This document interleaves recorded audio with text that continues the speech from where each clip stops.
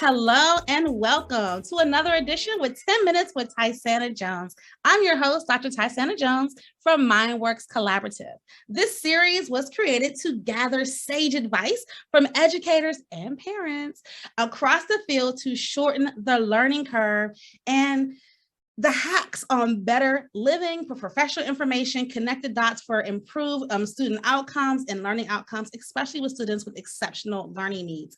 The field of education was birthed out of advocacy for parents and practitioners who wanted high quality educational experiences for their children with disabilities. Today, we are joined by Ms. Maria Pierre Davis, CEO and President of Autism in Black. Maria, Maria, will you please introduce yourself and tell us how your career shifted once you had a child that obviously required some special attention?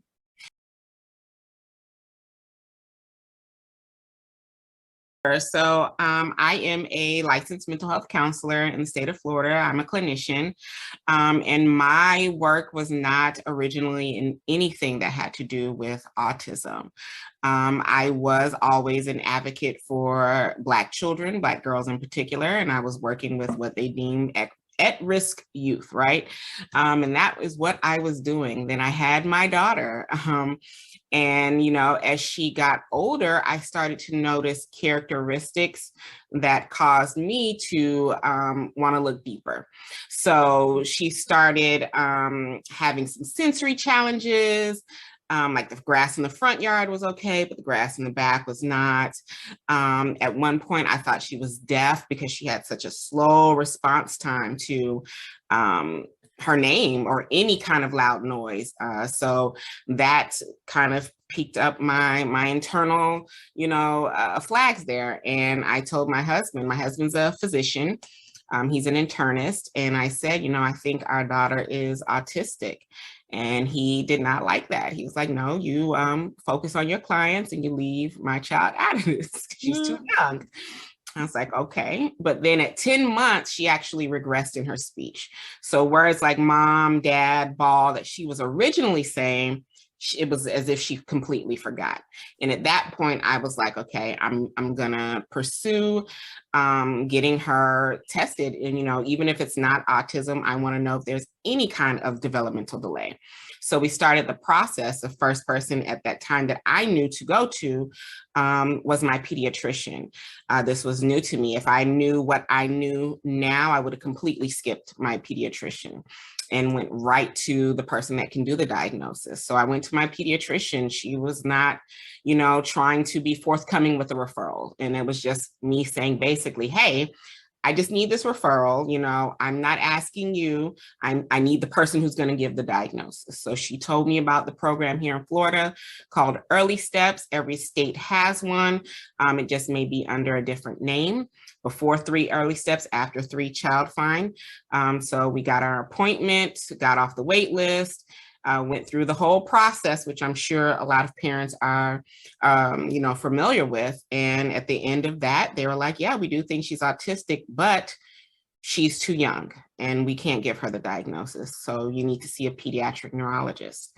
Finally got a hold of a pediatric neurologist, got off that wait list, got an appointment. He did all kinds of extensive and expensive testing just to say, yes, I do think she is autistic, but I want to wait another 1.5 years until she's 3.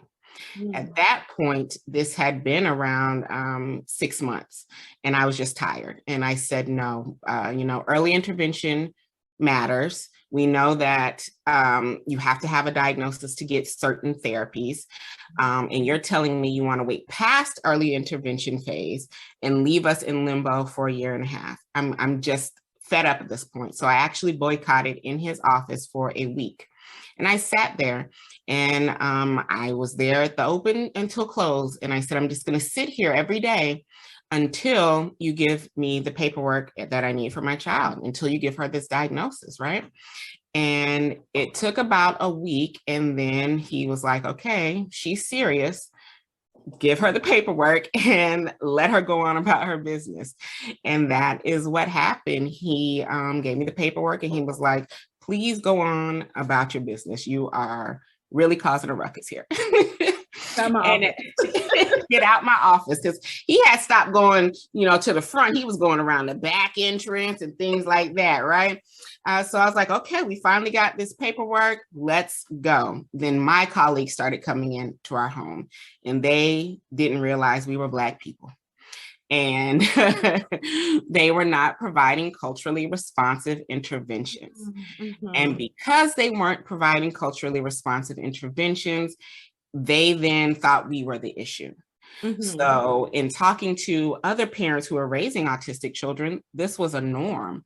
And it was if we just felt like we didn't have anybody who could understand, couldn't understand that our issues were different, that our concerns were different.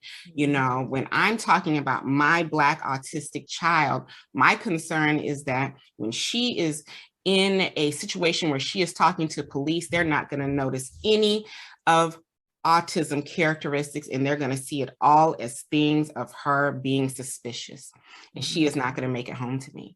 And that is a constant worry that a lot of Black parents who are raising autistic children have. But we didn't feel like we had any safe space to talk about this. So I created Autism in Black. I wanted to bridge that gap for Black parents. I wanted to give them that safe space. I wanted to provide them the information about autism, because we know that it lacks when it comes to the Black community. I wanted to let them know that you don't have to feel shame. You don't have to feel any of those feelings, because yes, your child has this diagnosis, but it's not an end of the world diagnosis. Right. But it seems that way because we don't get that information. So I created Autism in Black to bridge that gap. And as we've evolved, we've added the podcast, we've added workshops. We started training organizations who work with these Black families to be more culturally responsive. We have our conference, so we have expanded as time has gone. So that's really how I got into this work. Awesome. Thank you so much. There's so many things. And like you and I talked about before, like my background is in autism, and there just wasn't that Black space for me. And it was like, what are you going to do with it? So I'm so excited about the work that you're doing with Autism in Black. And I'm looking forward to the growth of the organization. So let's just think about 3 quick things we can tell all parents when they're advocating for their child for school and or community. What 3 things you tell every parent to make sure that they're doing? First thing I tell parents is that, yes, you will be met with a lot of experts in their field, but you are the team captain and you are the expert of your child. You know your child better than any one of those professionals, and you need to lead with your gut. And if you feel like any one of those people are not being team players, then you trade them from the team and you get somebody else. And you don't have to feel guilty in doing that. And I'm especially talking to my Black parents, because a lot of times when we're met with professionals, we feel as if we have to listen to them. But, as professionals, and I'm telling you as one, we can definitely be wrong, right? We have an hour with your child. You have 23 other hours with your child, right? So go with your gut and you are the team captain. 2, know the laws, especially if your child has an IEP and a 504 plan within the school system. A lot of times schools try to take advantage of parents not knowing those laws and not knowing what's right and what's wrong, and they take advantage of that. So know your child's rights and know your rights as well.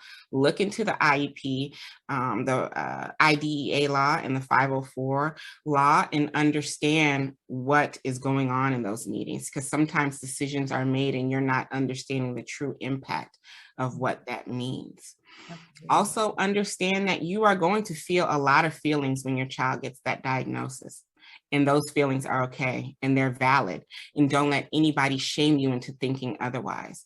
Because we do have a lot of parent shamers out here that will tell you, no, you cannot feel grief. No, you cannot feel guilt. No, you cannot feel shame. Those are all valid feelings and you need to feel them, and it's okay. And that's the 3 things I tell, every parent. First and foremost. Yes, thank you so much. Those are amazing. And we're going to continue having conversations, and we'll make sure that people have your information. Please reach out to Autism in Black. We'll definitely be doing some collaboration hopefully soon with you. Thank you so much, Maria, for coming on and sharing your information with us. We look forward to seeing you soon. Thank you for having me.